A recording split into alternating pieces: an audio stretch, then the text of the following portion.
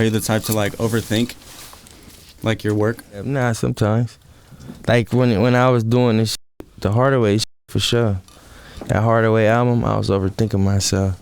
And then cause I ain't gonna lie, hella people thought like, man, you lost it, bro. Like, so when I got back in that old shit, and it was, oh, you didn't lost it, you just was trying to change it up.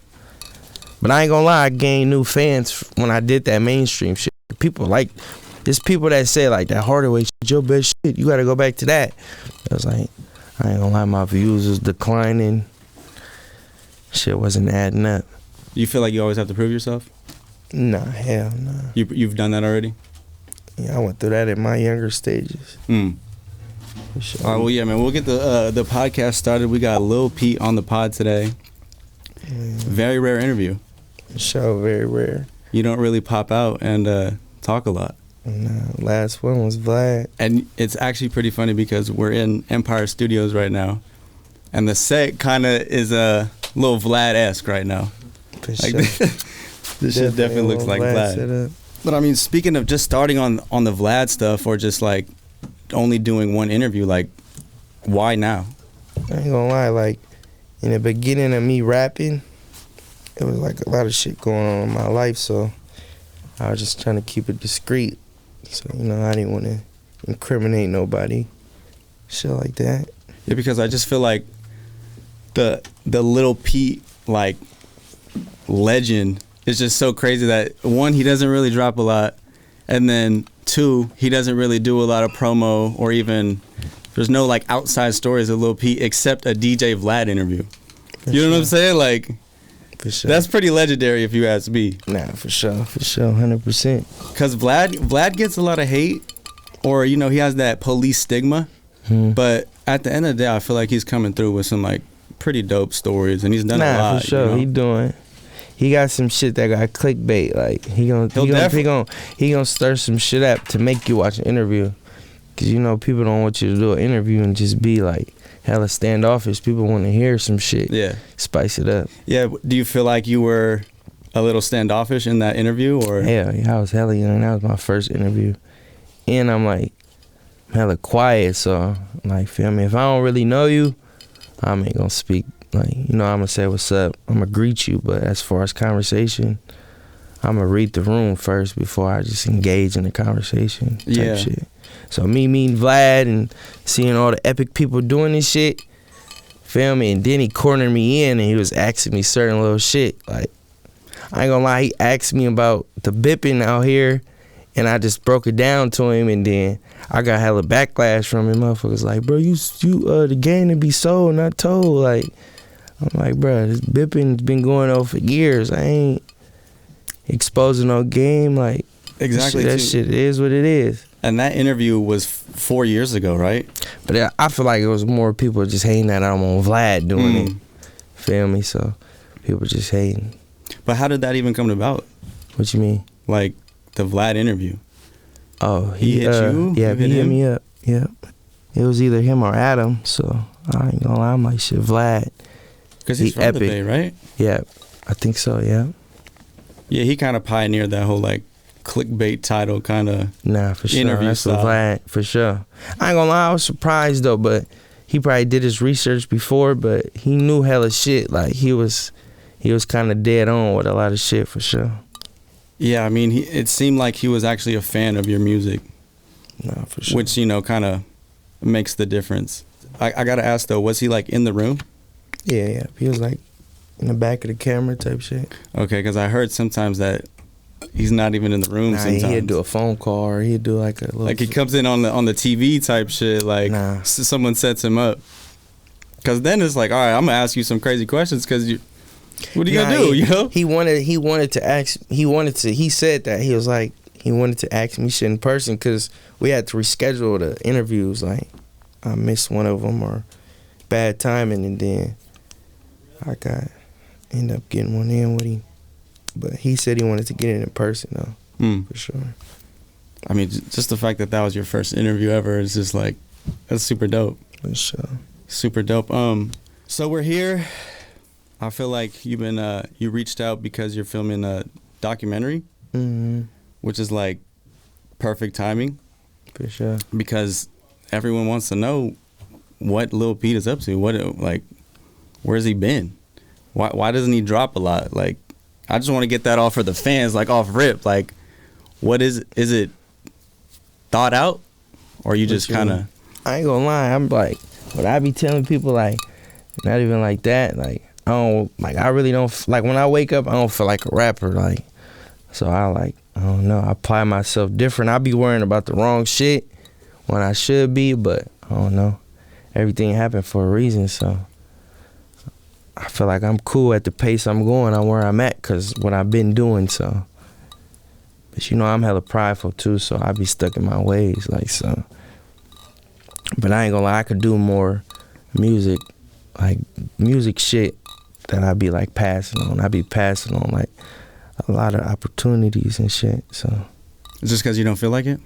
Nah, not even that. I just be feeling like there's be too much going on, especially in Cali. Really the Bay. It's like, it's Gotham City, so I ain't gonna lie, I just be like trying to stay out the way. Shit happen. Wrong place, wrong time type shit. Yeah, so it don't really be no like thing to like the rappers and shit. Like, they tap in. Like, when rappers come to the Bay, they tap in with me like, bro, come pull up. Like, I be telling them like, it's good, I got y'all if y'all need anything, but like with the clubs and shit like that, I don't do that. Really? Yeah. Just like more like a homebody to yourself type of person? For sure. Gotta move strategic. So would you ever leave the city? I lived in LA for like 2 years. I mean, but even that, I feel like that's... I lived in Vegas. Oh, okay. Yeah, for like a year, moved back, went out there. I mean, I feel like regardless of where you're at, like being a rapper is just a dangerous job to have. Sure. For sure. I gotta walk around with a shiesty everywhere I go sometimes. I'm a person that moved to the next, so I gotta be in public places and people won't even know, like, I'm through the mall and shit. People be knowing me through the mask though, like, for sure. All the time. People like, bro, you look like Pete. Or that's Pete, bro. Just from the smile? No, I just had my eyes showing. Oh, wow. No ice or anything showing like that? No, nothing. People just know my face. And you gotta think, if you're in public and you trying to hide, people gonna be like, man, who is this dude trying to hide? For sure. Oh, well, shit, man, I kind of want to start in the beginning. What was childhood like growing up? You're born in the city? Yeah, I was born in the city. And shit, I lived in public housing, shit like that. You have a lot of siblings growing up? Yeah, I got 2 younger brothers and an older sister.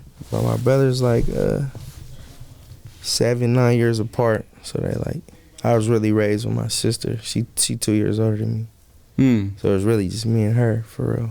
You're from the Fillmore? Yeah, Fillmore. Like, growing up in that area, what type of stuff would you have to encounter? Or like? I ain't gonna lie, it was crazy. Like, now it's like more gentrified.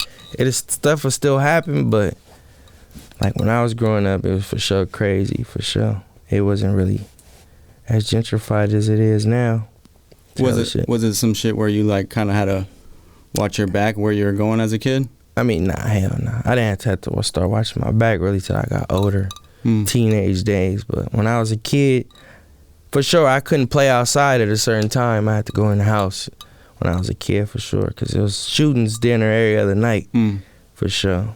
And I lived like in the prime time of the hood, so. It's probably seen some wild shit. Yeah. And Fillmore, it's not that big, so it's like probably like, I don't know the radius, but it's not that big. You down there could hear like, cause I lived like down the way, so you could hear shit from up the way, you know, at nighttime. I used to hear all the shit, cause I was like in the middle of Fillmore, so. Like what type of things you hearing? Like gunshots and stuff? Yeah, like gunshots, sirens, ambulance. Did it hit you that it was like, oh, maybe the outside is kind of dangerous, or were you just like, this is my community? I thought that was normal. What was it like in school for you? I ain't gonna lie, I used to get in trouble a lot. I went to a few schools too. That's how I kind of like blew up in rap, because I went to so many schools. I played on AAU teams, playing basketball and shit, football teams, and so I know a lot of people from different cities. Like I went to school in Vallejo, I went to school in the city, went to school in Hercules, that's like Richmond area, So I know a few people like from going to school, and then I played for the AAU team. So people knew me from basketball and shit. So like what, like middle school, high school, you're moving around type of thing? Yeah. So basically from like preschool all the way up to like 10th grade, I was in school in the city, and then I moved to Vallejo. So were you like migrating around with like your sister or with your family too? So. Yeah, my pops used to make me take the bus. Yeah, I was like, what was the school? We went to school with each other, me and my sister. So we used to have to take the bus for sure. And probably like 3rd grade, probably. Yeah, because my sister's a 5th grader. So yeah, we was taking the bus like just you two. Yeah, but then once I got the route, I used to take it by myself because I had like practice, AAU practice and shit like that. And then my sister, she ran track and shit. So I ain't gonna lie, it was like we used to take the bus from Fillmore all the way to like Twin Peaks area. So I mean, it ain't that far. How long was the mission? I used to have to take 2 buses. Damn. The 5 to the 33. And how old are you at this age? What, 10, 8? But I ain't gonna lie, it was kind of like regular back then, like for kids to do that. Like nowadays, this generation can't do shit. It's too many creeps out here. Low key, right? So I know if I had kids, I ain't letting my kids take the bus. You gonna send them in an Uber? Cause that's some shit I wish I had in high school. The school bus. But I never took the school bus. I probably took the school bus probably like when I was in preschool and shit. But as far as I remember, I don't really remember taking a school bus. Just straight public transportation to go to school as a 8-year-old, 10-year-old? Damn, that's some real city shit. Like some like high. Nah, for sure. We got one of the best public transportations for sure. But no trolleys? You don't have to take any of the cable cars or the trolleys to get to class? I ain't gonna lie, when I went to Francisco, because that's on the pier, my middle school, when I got kicked out of my private school, I went to private school from like 5th to 6th or 6th to 7th, I forget. I got kicked out, so I went to Francisco. So that was like in the pier, so I used to have to catch the cable car. You could catch the buses too, but cable cars way more fun. Yeah, whatever is like, so I don't be late to school. I have to go get on a cable car and walk down, or I get on a regular bus. I think that's pretty sick. I mean, I was just fucking walk it or get dropped off. Nah, yeah. I'd rather that be was in the probably mix. the longest distance though, when I was in like 7th grade, 8th grade. But would you like ditch or like, you know, kind of start? I ain't gonna lie, when I was in middle school, I was like one of the only kids. I used to like have off school campus lunch. Like it was like a Safeway, cause it was like by the pier, so it's hella restaurants. I used to walk to the Safeway. I was cool with the like the security at the school. They used to just write me detention slips, but I just like, man, I'm just getting food. I'm gonna come right back. So I used to do that every day at school. And were you playing sports at the time? Yeah, I played for my school. I play AAU. So you've been heavy into sports since a little kid? Yeah, for sure. I always played basketball since I was a kid. I played Pop Warner too, football. How'd you get into that? What made you fall in love with the game of basketball? Probably my pops, for real. Stalling that at a young age. He was a hooper? Yeah, he hooped. So if you could decide if you would rather want to be a rapper or a hooper, what would you pick? Probably a hooper. Really? For sure. It don't really come with that much shit as much as a rapper. Yeah. Still comes with some shit I would expect. Nah, for sure. But I ain't gonna lie, honestly, that's what really made me start rapping. Like, my 12th grade year, I got into it with the head coach at the basketball high school team I was at. So I tried to transfer schools and play for a different high school. So when I transferred, I had to wait. They got like a little thing when you do the transfer thing. You gotta wait. Like a year or something, right? No, not even a year. You gotta wait like half of the season. So the coach was like, it's no point. And the team was kind of weak, so they wasn't even going to the playoffs. So it was like half of the season. It was probably like 6 more games left or something. Why wasn't the coach messing with you? Because I had to wait half of the season. Oh, okay. So he was just like... But you didn't... You said you got into it with the coach? Oh, I got into it with the coach from my previous school.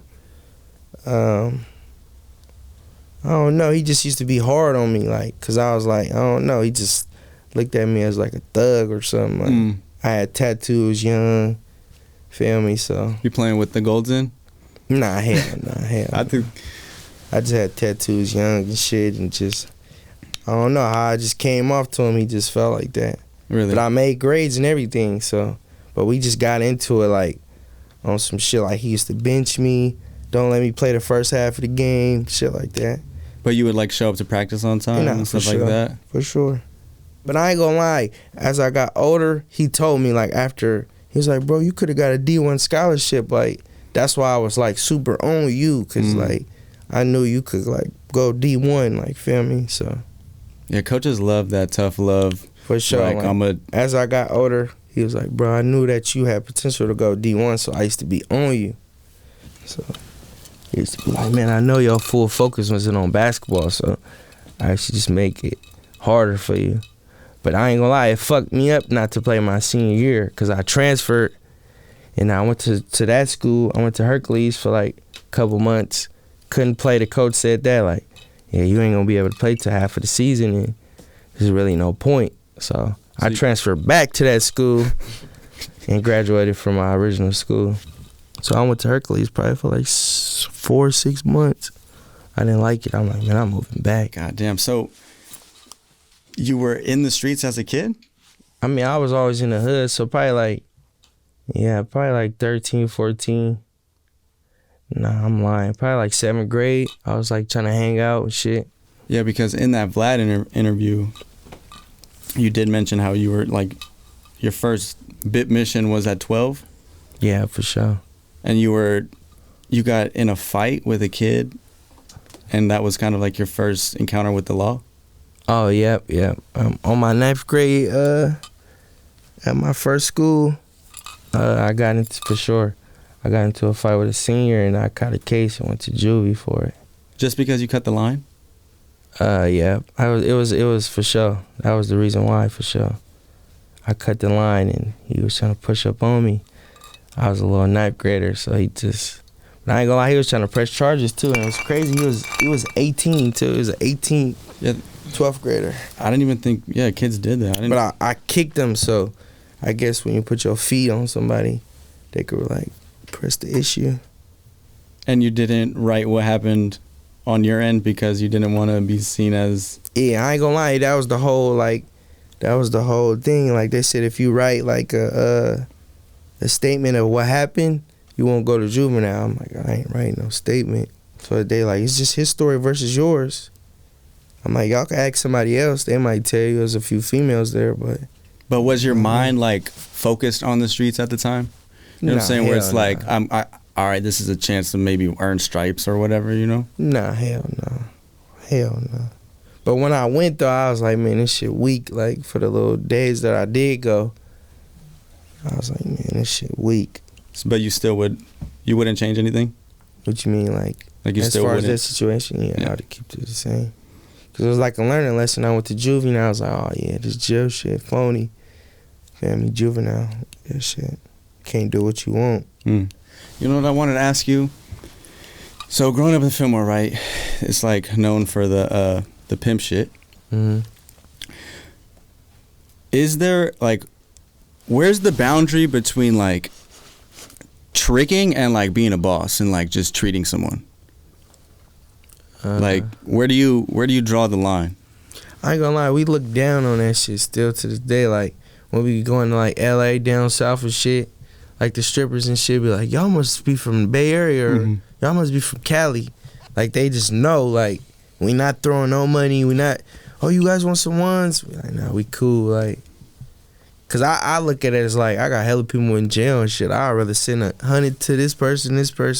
Feel me? Yeah. I got a person like aunties and uncles that could use that 100 or whatever if I'm cashing in 1,000 ones. Like, I done seen people throw for sure like 5 bands, and they only really got half 5 bands. Like, they only got 100K to that end, and you just threw 5 bands. Like, what you doing? Nah, bro? I respect that. I mean, it kind of reminds me of this headline that's been going around. Ruby Rose had an encounter with her top OnlyFans subscriber, and he basically blew like I seen it. 65 racks on her. He didn't even get to touch her or some shit. Yeah. So But I feel like that's like, cause I ain't gonna lie, I met a few LA people that trick though, but like that's like a big thing for sure. We like heavy on not tricking. yeah, it's like very against the culture where it's just like, nah, what the fuck? Like, this dude pays for pussy. He's gotta get out the circle type shit. Yeah. You would never pay for pussy? Nah. What about if you're out the country? Because I feel like out the country, people turn a blind eye to that shit. Real shit. Like, I mean, shit. I don't know. If I felt Mojave, I for sure would do it. It's crazy as I went to TJ. I know what you're talking about. And all my partners, they was going back there. But what's crazy is, you know, it's like right next to Dago. So I had hella fans in there. So when they see me, they're like, damn, bro, this what you do? Like, bro, what the fuck? Like, whole time I never went to the back room. So by that, my other partner like, bro, don't go to the back, bro. Somebody gonna get you on camera. You gonna go viral. you went to Hong Kong? Mm-hmm. Goddamn. Like I had a show one time, and then I think both times I had a show in Dago, and then we went over. And but I ain't gonna lie, I didn't go to the back. I ain't gonna lie. I was finna. I was like, fuck it, I'm about to go. Fuck it, experience it. But Let's support the local economy. My boy's like, he like, nah, bro, don't do it. You just took like 3 pictures, bro. They don't get you on camera, bro. I'm like, man, I don't care about that shit. Yeah, I mean, I could see your point. I was thinking like across the pond or like maybe in the Caribbean or something. I know that's like big out there. Nah, but you know, Mexico been, probably gets down too. You know, nah, I've been to Hong Kong for sure twice. I went like twice, but I didn't go to the back room. The second time I wanted to, but I didn't do it. I didn't do it. You didn't ask about any prices or anything? Nah, I feel like when I went in, they said it was like a going rate. Like 100. You pay 50 for the room or some shit, or 80 for the room or some shit. I don't know. I wouldn't know details. You ain't never did that? All right. Growing up in your household, was music a thing? My dad listened to hella music. I grew up around like a few rappers, and my dad just listened to hella genres of music. What kind? Hella local shit. Tupac, but local artists from the Bay. Probably some LA.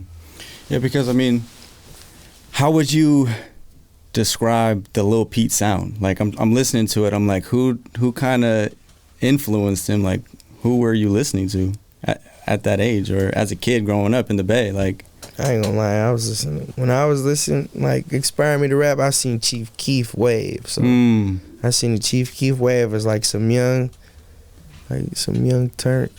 Oh yeah, I mean, because we're the same age. So I was in high school when that whole Chirac movement was going up. Yeah, and that shit was crazy. Like, I ain't gonna lie, it just gave me like kind of like motivation for like young people to rap. Like, that shit was tight.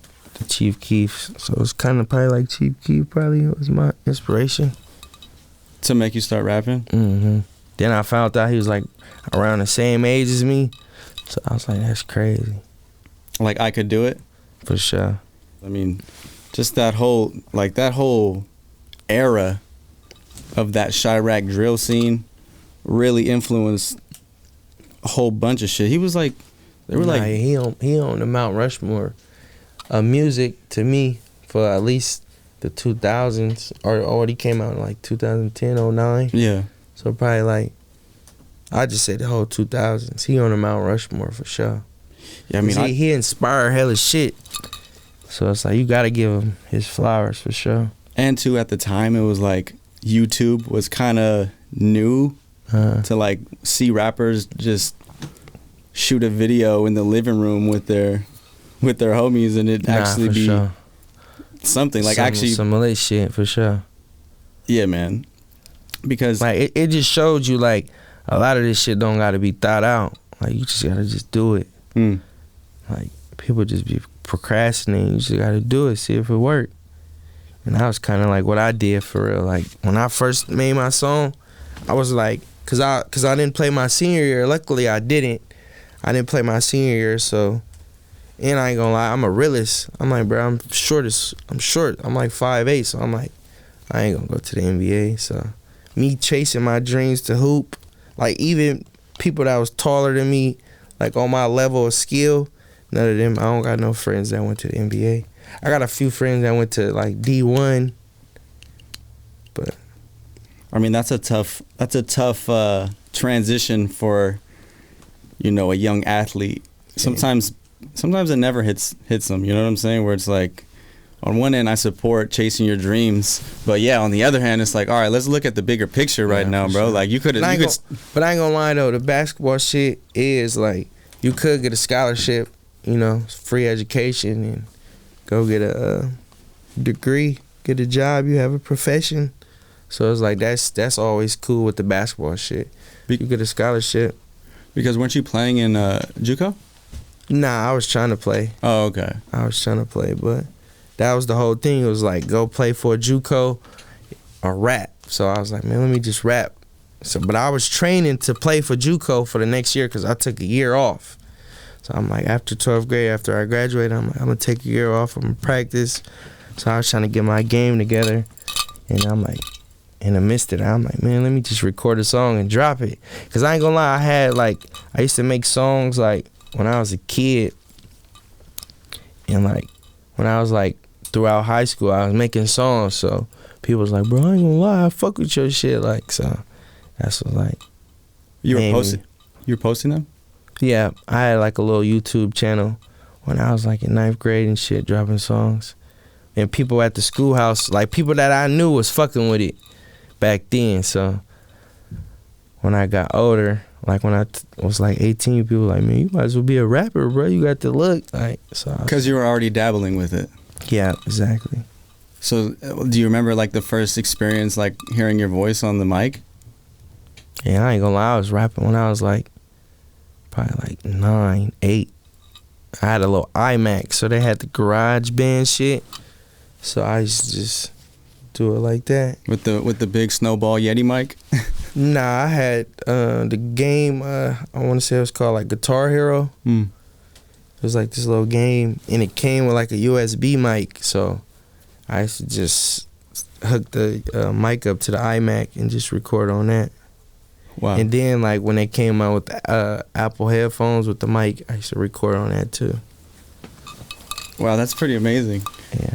That was like my younger days for sure. Yeah, but I'm just so fascinated at moments like that because like you said, all you got to do is try it. Mm-hmm. And a lot of people make excuses and they're just like, oh, I don't have I don't have the money, I don't have the technology, I don't know how to get this, I don't know how to get that. So for you to be 9, 10 years old, whatever, or in the 9th or 10th grade, and you're just like, man, fuck it, I'm going to record myself off this Guitar Hero mic. Yeah, like, but none of them songs really went. I mean, it went public. I put it on YouTube, but... So they're still on YouTube right now? Nah, hell no. I took them down. And you've always been Lil Pete? Yeah. It was really like Lil P, like... But everybody was saying Pete. So I just ran with the Pete shit. Like, fuck it, it's Pete. Yeah, like, where did the name come from? Oh, my name is Prel, so... P, it was always a P. And my dad is... Big Prel, so it's like Lil P and Big P. So when did you start seeing some sort of traction? I ain't gonna lie, my first song that I ever dropped, I did like 1,000 views, and a lot of people wasn't doing 1,000 views that been rapping for hella long. So, and I was like probably like one of the first persons to get 1 million views in the Bay. I want to say it was like Yace and Yada. That was like the first 2 people to get 1 million, like as far as like the younger generation. I was probably like the second person to do 1 million views, but I was the first person to do 1,000 views, and hella people like, bro, I've been rapping for hella years, bro. Like, you might got something going. You just did 1,000 views. I don't remember how fast I did it, but I did it. Like, people was only getting like 500 views, 600 views. I got like 1,000 views in like probably like, I want to say a month. Did you have any sort of strategy or game plan on? Nah, I just shot a video, and I made the song, previewed the song on Instagram, and people like, drop that shit, bruh. And then it just got traction from that? Yeah, me just dropping it. You weren't posting it anywhere else? Nah, I posted it on my channel. I started my own channel. I just posted it on my channel. You never did like any other social medias and stuff, like what at the time? What, there's Twitter, Periscope? Oh yeah. Or not yet. I had like Twitter and shit like that. So I probably was promoting it on that for sure. Did you see any movement like that? Because I'm just curious on how you're able to get that M.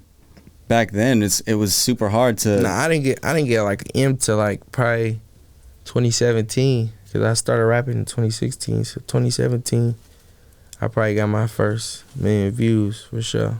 And that's when you started taking it like real serious? Yeah, so I was going into like into 2017, so 2018 is like when I started taking it serious. So like into 2017, I dropped like a song probably in fall. Cause at that time, by 2017 hit, all the views that was at 1,000 was hitting like 100,000 and shit like that. So then 2017, I dropped a song and that shit then I hit 1 million in a couple months. Going in 18, I'm like, man, this shit big. What song was it? I want to say it was It Ain't Shit. It Ain't Shit? Yeah. And that was I'm pretty sure, that was the brown MCM backpack era? For sure. I used to love watching your videos, and I was just like, he got that brown MCM on right there. For sure. That was the legendary backpack for sure. Yeah, man, because I came watching your movement really from that time. That was like my first time getting put on you. Because I was in Sacramento and I wanted to shoot music videos. And I was like going to school for it. I actually went to school with Rob Driscoll. And he was working with you tough, and you guys had a nice little movement going. You guys had a solid run. How involved are you in the music video process? Do you care, or you just pull up, shoot? I ain't gonna lie, I usually pull up and shoot. But what's crazy is my biggest song and biggest video, I probably feel like it's In This Life, and I edited it. So, and I ain't gonna lie, I haven't did it since. What do you mean you edited it? You I was right there with the cameraman editing, put this, put that, put that. Okay. I was just telling him what shit'd be iconic in the video, put the cable cars like this. We went to the TL, I'm like, put this, put that on there, shit like that. And I was going through legendary spots in the city, so that was the whole video. So I was hitting Union Square, I was walking through the Tenderloin, downtown San Francisco. So it's legendary spots. So kind of when people watch that video and they tell me, they're like, man, that video, bro, you hit. I ain't gonna lie, that shit was dope. The quality was there too. For sure. But I ain't gonna lie, I really edited from start to finish. Put this, put that, put that.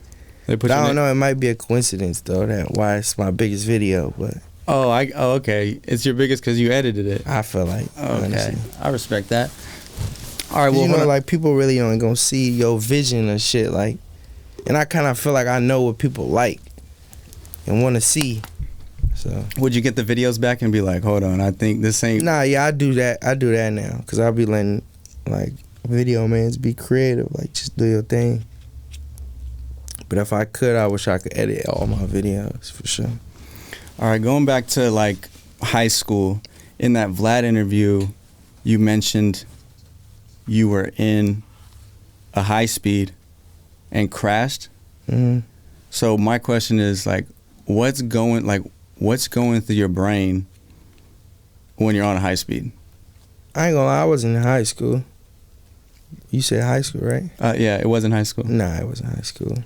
It was I had a show that day actually, and I had paper plates, so when I got pulled over, it was highway patrol, they was on the street, so I got into a little situation before on the freeway, so I'm like, man, highway patrol, they looking at me, they just staring at me, but I look like I'm a kid driving. It was a BMW 750, so I'm looking like a kid driving, but I'm on paper plates, so when I look over, it's highway patrol, so when I'm looking at them, we just lock eyes. So then they buck a U-turn. As soon as they buck a U-turn, I hit it. I'm like, damn. In my head, I'm just thinking about the situation that happened previously. So I'm like, man, I got a show today, feel me? So I'm like, man, I just took them on one. I ain't gonna lie, dinner got away. My cousin like, man, get off this exit right here. I got off on a little roundabout, crashed into the wall. I really crashed into somebody. And then they caught up? Yeah, they caught up. It was crazy. My cousin, when we crashed, he knocked out. So I was waking him up. I ain't gonna lie, I thought he was out of there. I was trying to wake him up. Wake up, wake up, wake up. Then he woke up. I'm trying to find shit. I'm trying to find my shit. I couldn't find it. All I hear is the sirens. He already gone. He broke. So I'm looking for my shit in the car. So I'm doing all that. So I hear the sirens. I'm like, fuck it. I can't find it. It's like my rollie, my chain, something else. I'm like, man, I can't find that shit. So I broke. As I'm breaking, they just pulled up on me. And I felt like, and they draw down on me. And it was hella people. It was broad daylight. So I'm like, man, they gonna kill me. Damn. I'm like, man, I'm finna just go to jail. And I pancaked the car in front of me, so I ain't gonna lie. They spooked me too. When I went to the thing, they spooked me. They was like, man, you killed somebody. I'm like, hell nah. Wow. Yeah. So they're telling you that as you're sitting down and booking? Yeah, I ain't gonna lie. I faked my injury because I knew like I fucked up. So I'm like, man, I'm gonna just fake my injury. I went to the emergency, all the shit. They just kept telling me the whole time, like, bro, you killed somebody, bro. You're going to jail for life. I'm like, shit, I wasn't the driver, so I don't know what y'all talking about. Like, so. But deep down, were you stressing?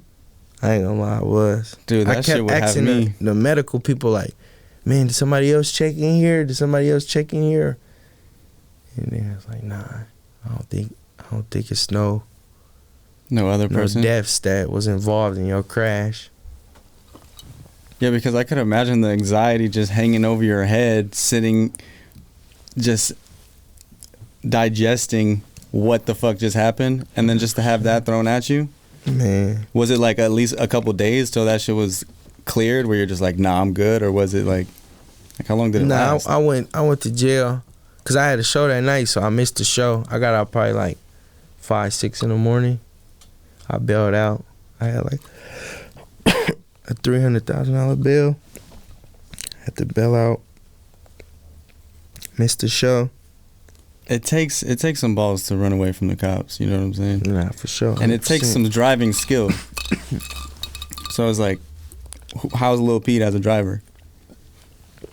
I ain't gonna lie. Like I said, I got away. But really, how I really crashed, I ain't gonna blame it all the way on my cousin.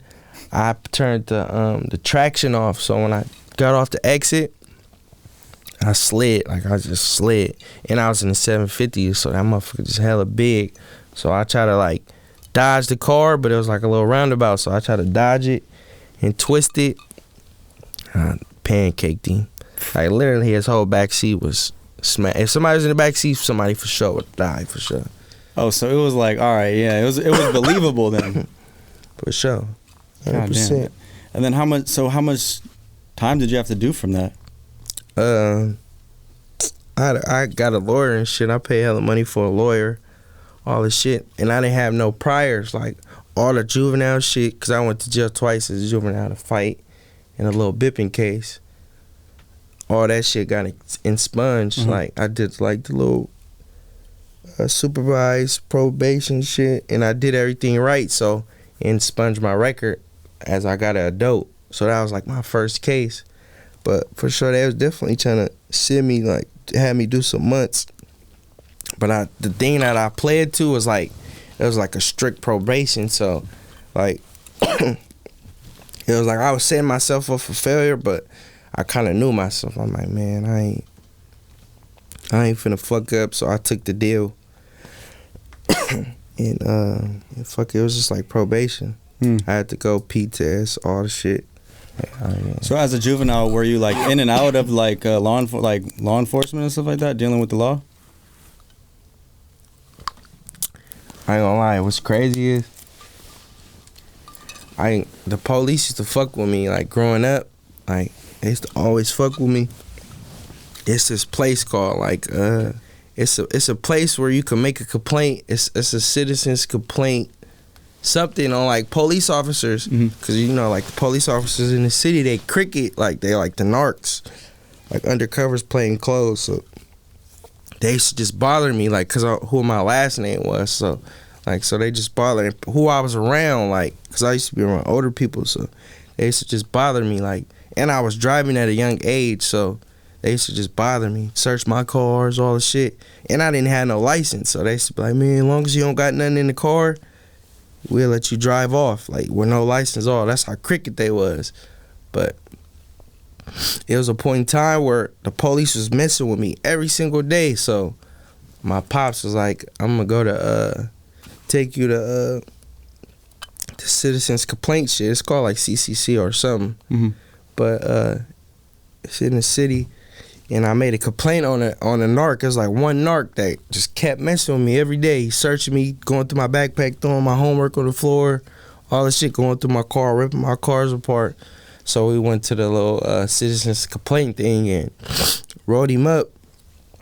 He basically stopped fucking with me, but it was like other cops still fucking with me and shit. But he stopped fucking with me, and he was like one of the main narcs. So, and that was in San Francisco. Yeah, because from my understanding too, like, you moved to, you said to Vallejo, like, you moved and you started living with your aunt and your grandmother and stuff. Yeah.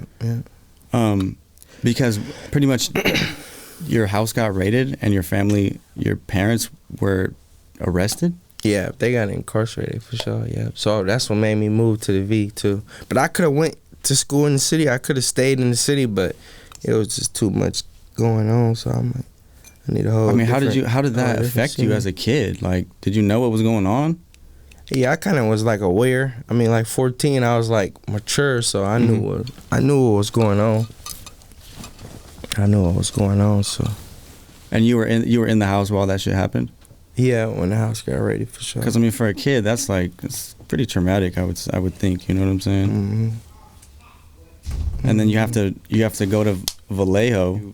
Was it hard to fit in over there, or were? Nah, there was a couple of people from the city that went to school that I went to, the high school I went to. And then, like, it was crazy, was like, they had like a group home, that juvenile hall. They send people from the city to the group home in Vallejo. So they used to go to the school that I used to go to. So I went to school with, like, my cousins and shit that was, like, in juvenile that got sent to group homes and shit. People I grew up with. So from, like, the group home, they used to go to school with me. So I used to just be, like, on some fucking with whoever from the city, like, at school, like, type shit. Were you bummed that you had to move to Vallejo? Nah, I kind of wanted to do that. I kind of wanted to do that for sure.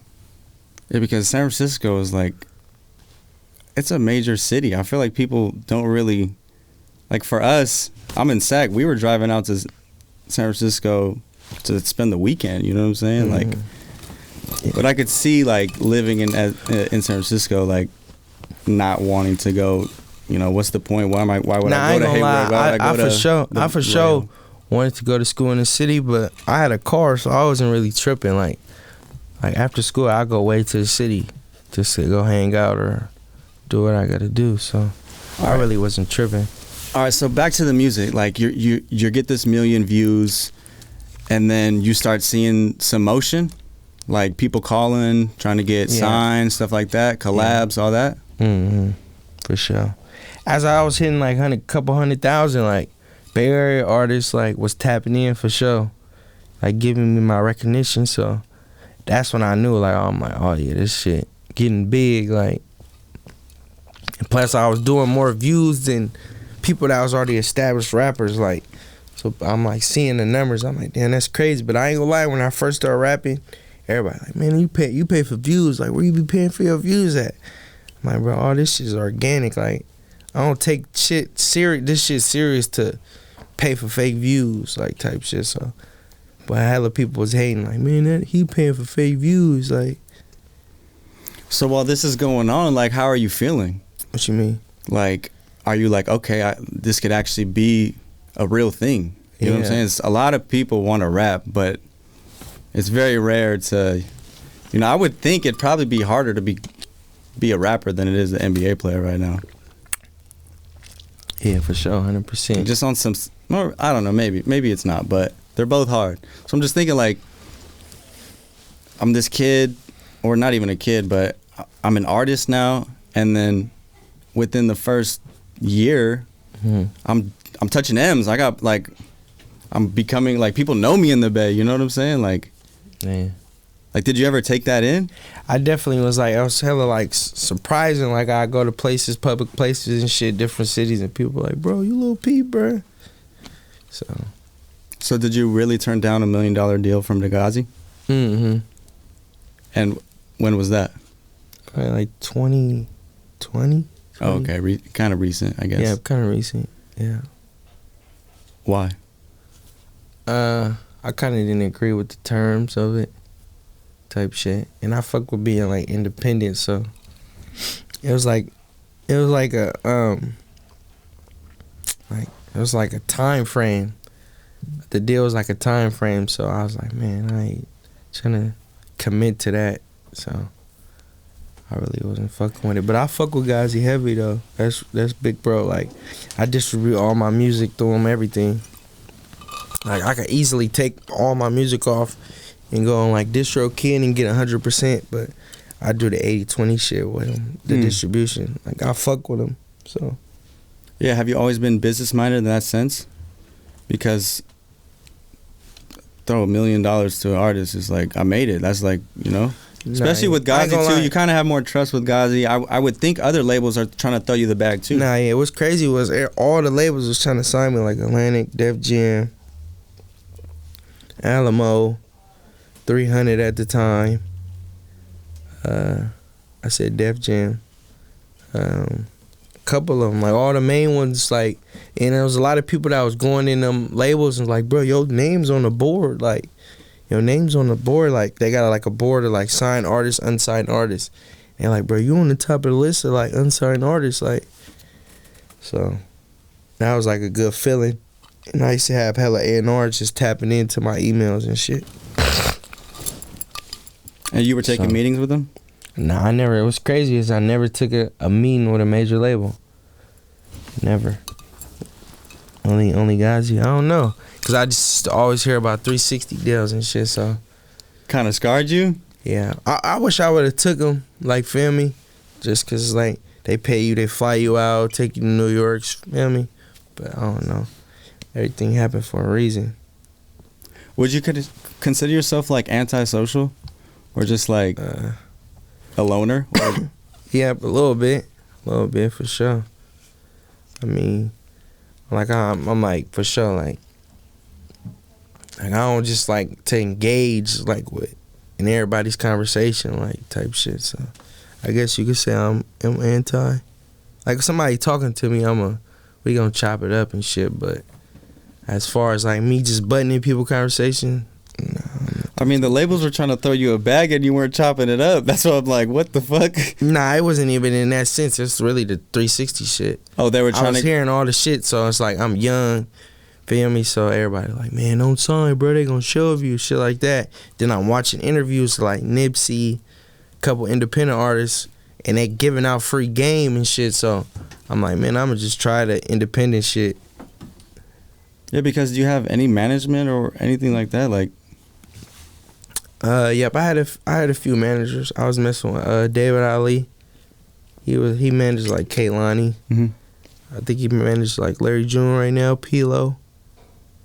But I had David Ali. He was my manager. Because we set up this interview through you, so I'm just like, it's kind of rare, like, nah, I ain't gonna to deal with an artist directly.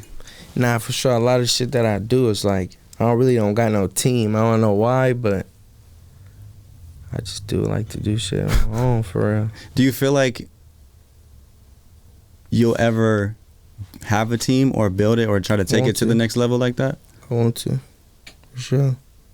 So for like features on your projects and stuff, you're reaching out by yourself? Like, yeah, but I did a partnership deal with Ghazi in 21 to last year, and it ended in May. So I did it for like a year and a half. So he like got me the Money Man feature, and like he was reaching out to other artists to give me like features for sure. well, what about like artists like 03 Greedo? He was fucking with me. I was fucking with him. So Yeah, because I'm sure you got a lot of artists trying to for work sure. with Like you, all right? the LA people, they fuck with me for sure. Like all the LA artists, they fuck with me. How can people get the Lil Pete feature or collaboration? I mean, tap in. I'm not gonna not respond. You know, I'm human, but I'm for sure gonna respond. I ain't Hollywood at all. I'm just like anti for real. Like I ain't Hollywood. Yeah, do people ever feel some type of way? What you mean by what? Like maybe in the industry, people will take like, oh, I don't want to work with you, personal. You know what I'm saying? Where it's like, it's not really. Nah, I ain't gonna lie. I'm more on some shit like, you know, this shit is a business, so it's like a lot of these people ain't your friends, so you know, I keep it like that, like, cause you'll get tricked into somebody thinking you're a friend, and you'll make yourself upset, and you'll let yourself down, thinking like, oh, we really locked in, that's brother, but whole time we on some, you hot at the moment, so. Yeah, because I'm sure those brother text messages and DMs were coming through when you're touching sure. $1 million each. That's how it happened for sure.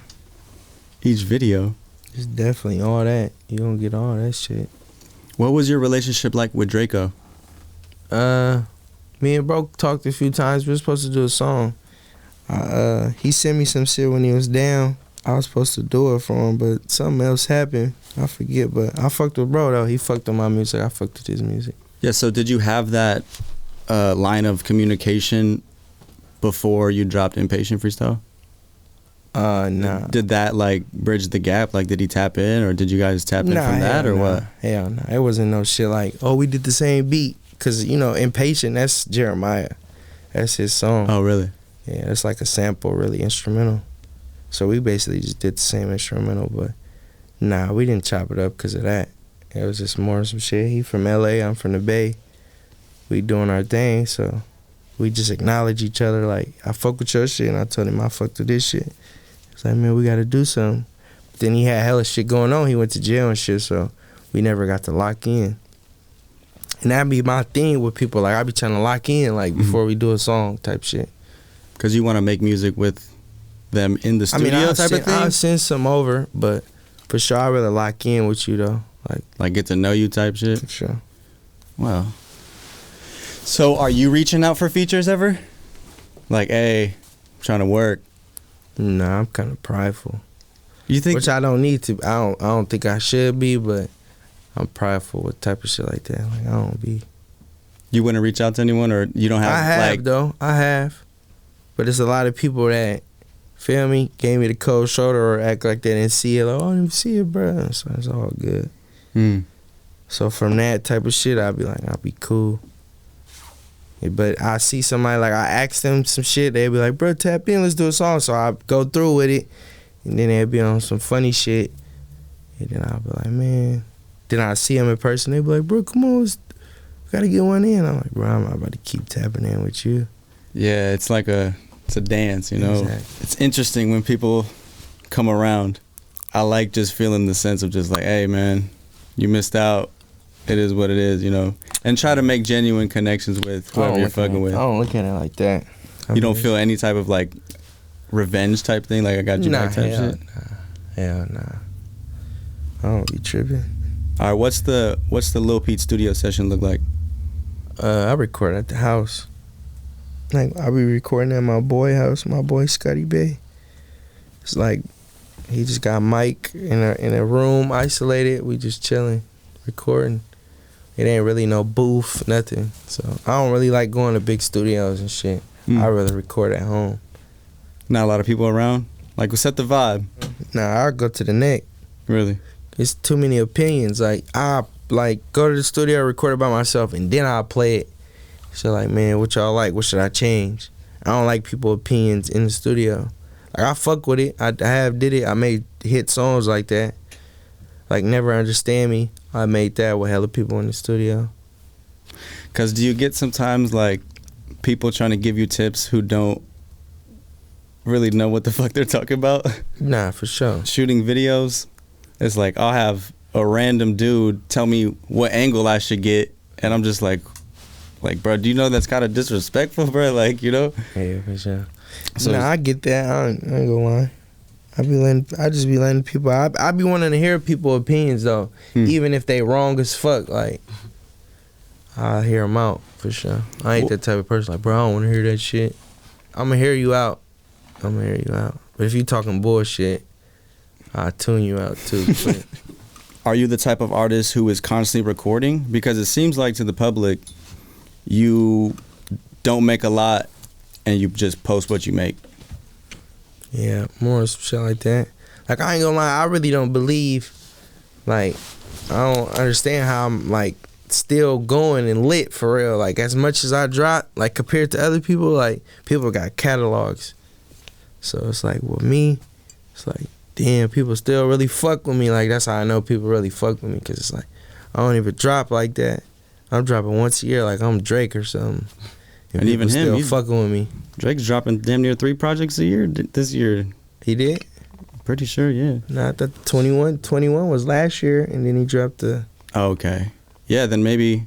Drake dropped like once a year. I mean, he dropped singles, but he dropped every October. I know that. Yeah. I don't think he really dropped.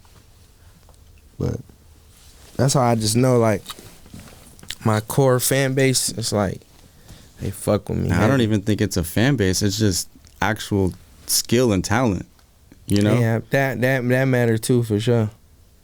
Like I said, I take my time with my shit. And it's refreshing to see in this day and age because, you know, a lot of this shit is gimmicky now. You know, it's like they're doing weird shit just to maintain views, just to maintain that following. Man, people think that punching shit is the way to go.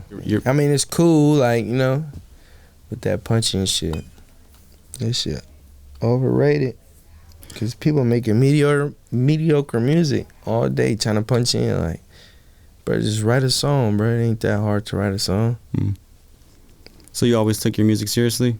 Yeah, I punch in, though. I done punched in a few times. You know, like, immediately once you hear a beat, it's like, oh, no, I'm going to cook up to this.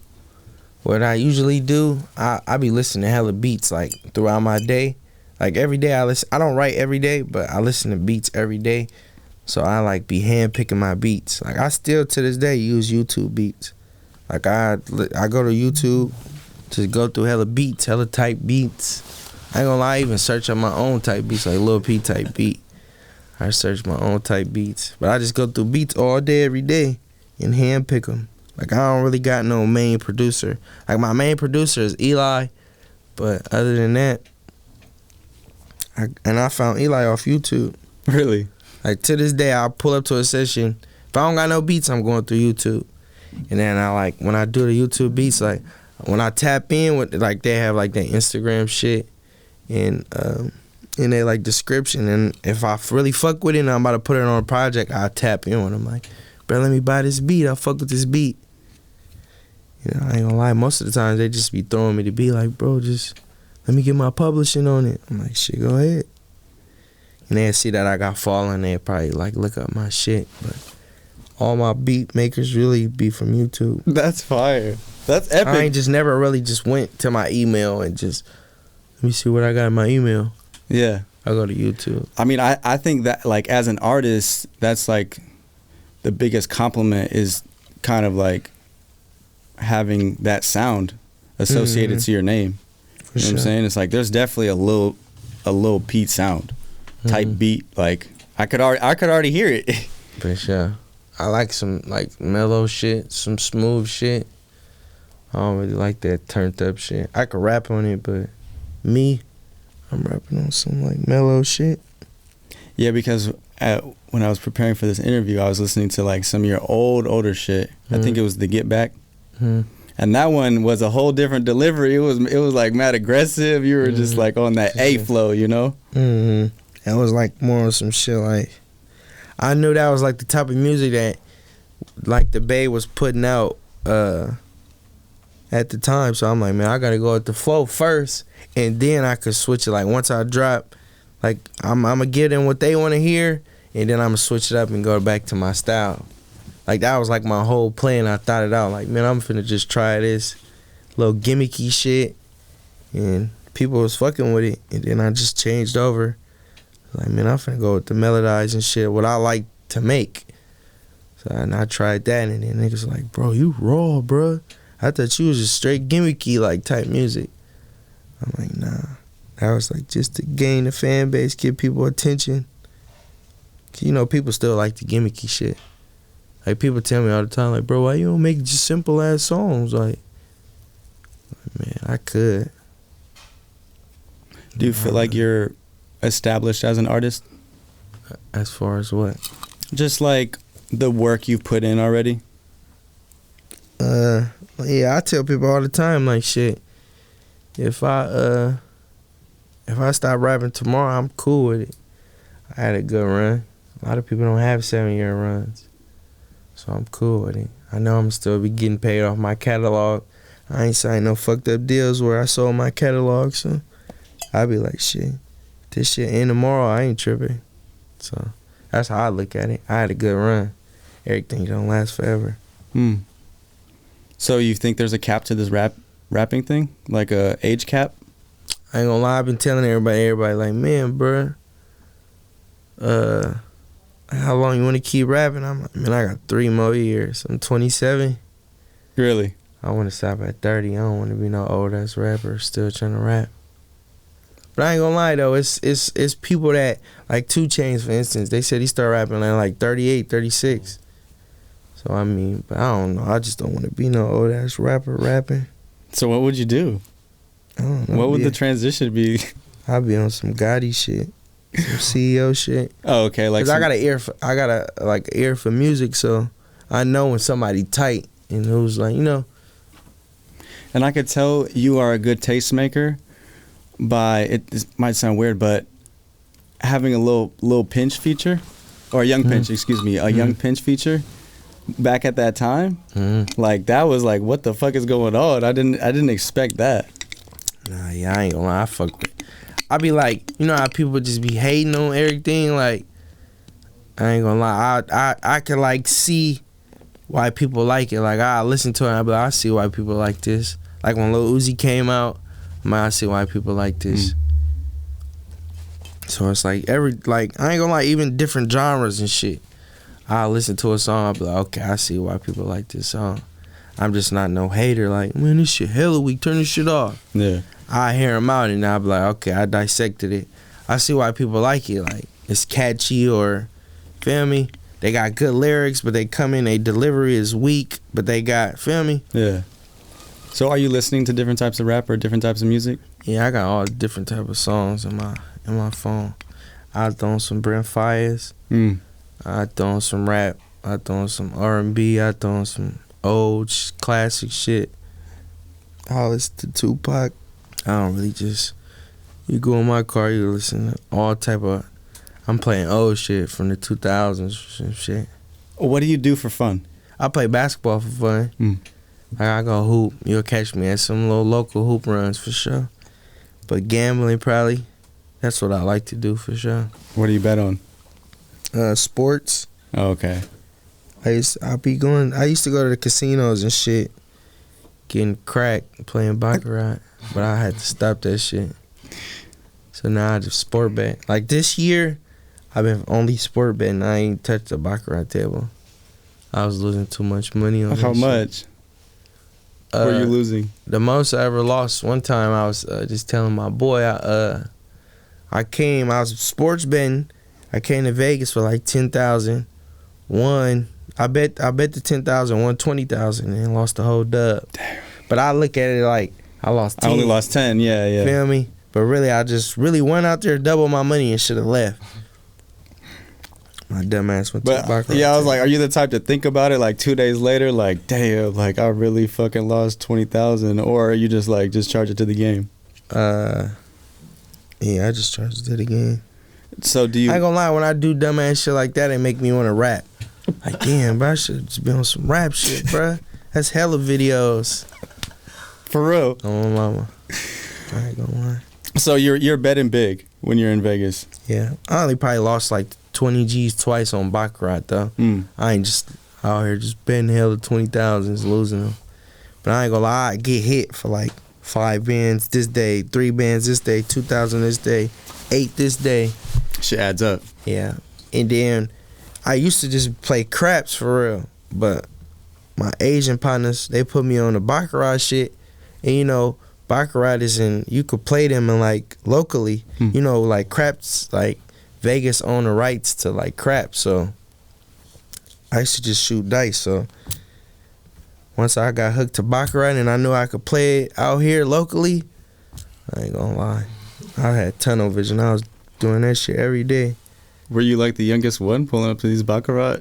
Nah, hell. I was gonna say usually it's like I ain't gonna lie, I ain't gonna lie, I do like we some be, older people. My partners, me and my cousins and my partners, we be the youngest people in the casino for sure. It'd be like older people. What's the biggest win you've gotten? Probably shooting CeeLo. I was playing what's that shit called? 456. Like on the streets or like on the streets. So how much have you won? Probably like 25,000, 30,000. Holy. Yeah, we was playing 456, and I just learned I learned when I was a kid, but I relearned, and I was shooting in Atlanta, and I was shooting with like people from down south, East Coast type shit, and they that's how they like to play. They don't like to play how we play. They don't like to play like craps 2 dice. They like to play with 3 dice. So that's the most, cause it's like basically like with 456 is like big bank tank little bank. So if you got hella money on you, you gonna hit the game, cause you could freeze the pot, and eventually they gonna lose. Like, feel me? So I hit for like 30 for sure, like 25, 30. And the crazy part about it is I hit for like 2 days after my birthday. Oh wow. So it's like a cool birthday present for sure. When you hit someone for 25K, what's the energy like walking out? It was a group of people. Oh, like, okay. Yeah. Cause I mean, shit, 25K, we're gonna play. Nah, but I'm not gonna let you leave right now. You know what I'm saying? Nah, like, I ain't let's keep playing. I ain't no type of person that's just gonna quit with your money. I'm gonna let you get action. And then they just kept getting whooped. For sure. All right. What do you watch on YouTube? Hella NBA highlights, football highlights. I be watching interviews. And I be like, my cousin, I ain't gonna lie, I really wasn't watching other people interviews until my cousin, he put me on. Like, just seeing how people operate. So I'll be doing that now. I like see how people operate. But you're not watching just like for example, I just go through this rabbit hole sometimes, and I came across this like dude who just does this like stealth camping, and he's not even talking, he's just filming shit, camping up in like the most public places and just recording I know what you're talking He's about. got millions of views. I'm just like, he be like traveling and just camping out of a car. He got his whole little bed set.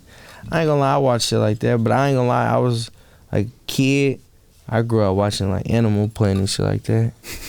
if that's what you talking about, I watch shit like that. What was his name? Steve Irwin, Crocodile Hunter. I fuck with bruh. Yeah, he was pretty legendary. For sure. The way he went out was sad. Yeah. R.I.P. Steve Irwin, bro. For real. He was a legend for sure. He was really in the jungle for real. And he went out crazy. Why, Stingray? Yeah. Of all things? That's funny. I think his son, didn't his son pass too? I'm not too sure about that. I feel like his son, I don't know. I know his son had something where he almost died or some shit, just like his dad. He tried to fill his dad's shoes or some shit, and he like lost a hand or a leg or something. He did something with his son, but nah, I watch shit like that, like some animal shit, Animal Planet type shit. All right, so speaking of what you watch on YouTube and YouTube videos, what's your take on the whole Swamp Stories video and just him in general? Honestly, I really think he like the police or something, cause he know too much like detail of shit. But when he did the Swamp Stories on me, I really wasn't fucking with it, honestly. Yeah, because I mean, I feel like he he's built this brand of kind of like talking about street stuff and like doing all that. I mean, I feel like he would claim that all the information he's finding is like public knowledge, but you don't think that's true? Hell nah. He's got insider info for sure. So he got some law enforcement info for sure. So you're not watching any Swamp Stories? I mean, I watched them. When he did mine, I watched mine, and he did like my cousin, like, cause he did like different city Swamp Stories, cause I'm from like a different part where my cousins is from. So, in the Swamp Stories, he was talking about me. He did our side, and then he did the whole other side, which was actually my cousin, and he rapped too. Do you feel like that type of content creates more conflict?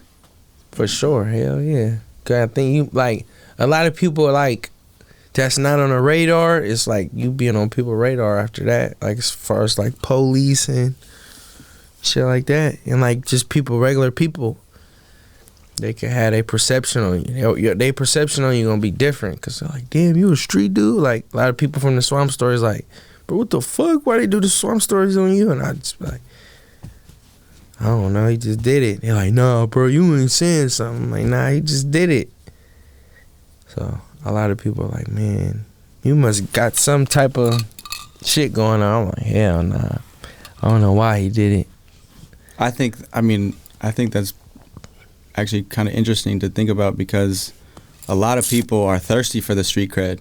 Mm-hmm. You know what I'm saying? A lot of people want to, pull up to the block and post pictures and show that they're with the gang. They want to. Mm-hmm. They want to. Like I grew up in the hood, but as far as like the extra activities, that ain't me. He was kind of like giving me a bad name on there. Yeah, because I noticed it was edited. He like took out a part of it, and I never seen a Swamp Stories video edited. The part he edited, I told him to like I ain't actually talked to him on the phone, but my little bro kind of like pressed him through DMs on his Instagram. It was basically like, man, take this shit out, cause he in the Swamp Stories that I'm in, he talking like about my life, and then he talking about my parents. He like, yeah, bro, I'm not gonna take out what I'm saying about you, but for you, I'll take it out for your parents. But he's like, I'm not taking it. I'm not deleting the video. So he did that. He edited the part out about my parents and shit. But he said he wasn't deleting the whole video. So he left a few shit in there. But like the part, he's like, man, bro, I'm taking out one part. Which part do you want? So I was like, man, just take the part out about my parents. They got an ongoing case like you. He's like, bro, it's public documents, bro. But I'm like, still, bro, that shit, some clout chasing shit. He was like, man, bro. He's like, bro, I'm not going to take it out. So it's like, I'm doing you a favor. So he just was like, man. I was like, man, go ahead. Just take it out then. Take that part out. And he did it. So is the case still ongoing? Because I think Vlad talked to you about it too, right? Like that was the whole incident from when you were 15 and the house got raided? Nah, yeah, it's over with now. It's over with now. Case done. Pop's home, mom's home.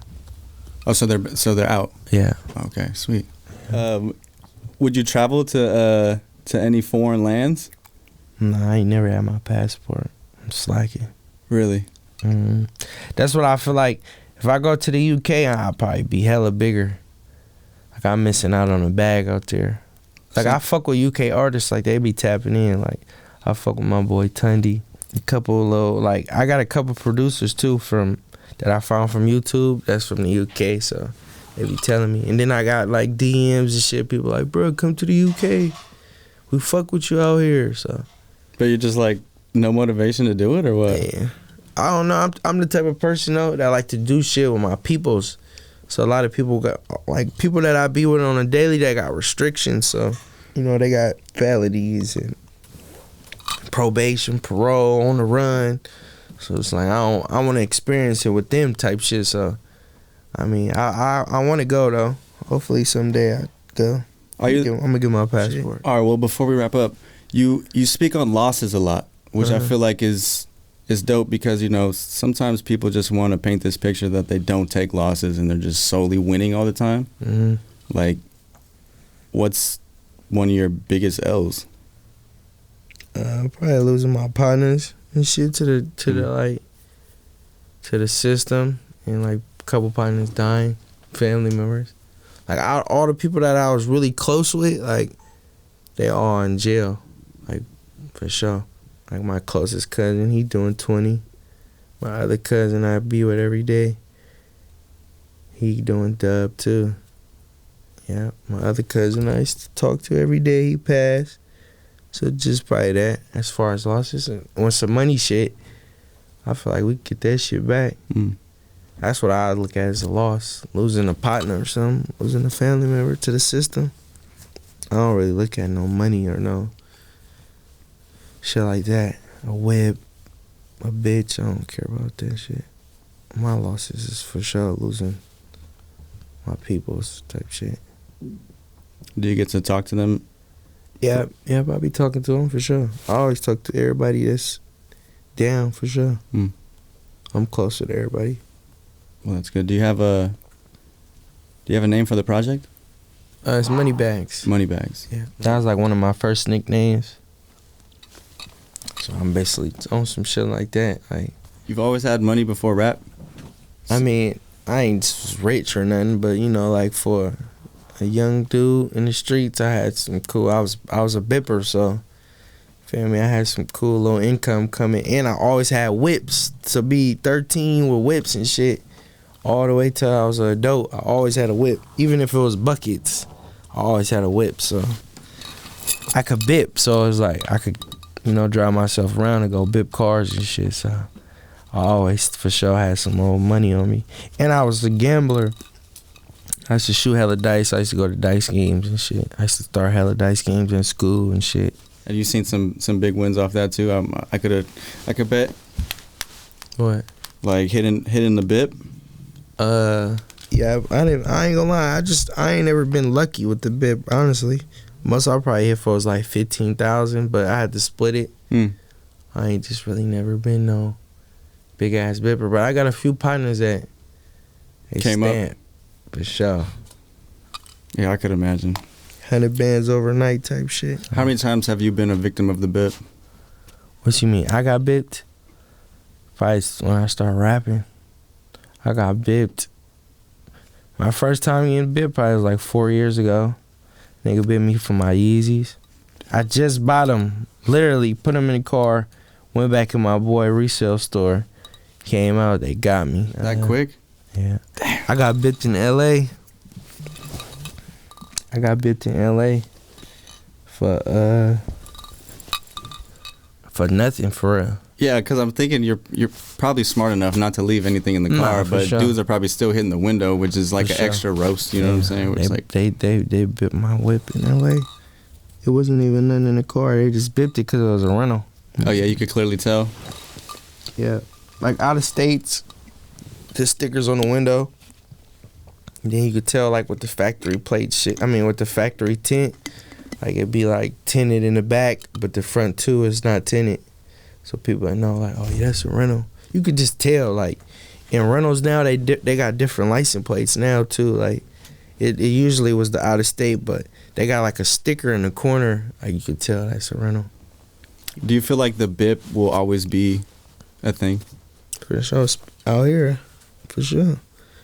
We like the biggest tourist attraction in the United States, and unless they take all the tourist attractions down, that's when it's gonna stop. But it's actually gonna keep going on. People gonna still leave shit in the car. Like I leave shit in the car, but feel me, I'm tucking my shit. Yeah, you ain't gonna be able to get to my shit. Anything you want to say before we wrap up to the fans?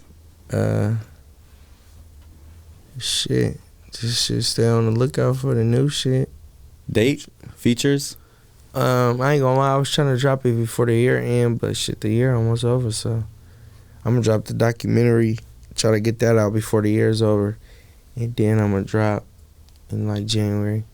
But I ain't never ever dropped in the beginning of the year, so next year might be the first year I drop 2 projects. I usually just drop 1 project. I thought I was gonna be able to drop one because I dropped one in the first half. I dropped one in a million EP in like April. I thought I was gonna get one before the year ended. But Yeah, next year, if I drop in January, I gotta drop again in the fall. If I don't drop in the summer. So as a fan, we got pretty much 3 more Pete projects. Oh yeah, that's what you're saying. If you summing it up like that, damn near. Yeah, man. Well, I appreciate you taking the time. This was dope to sit down with an artist of your stature, because not only am I a fan, I realize how big of a deal it is to take the time to sit down with me, because you don't do this a lot. No, hell no. And well, I appreciate you.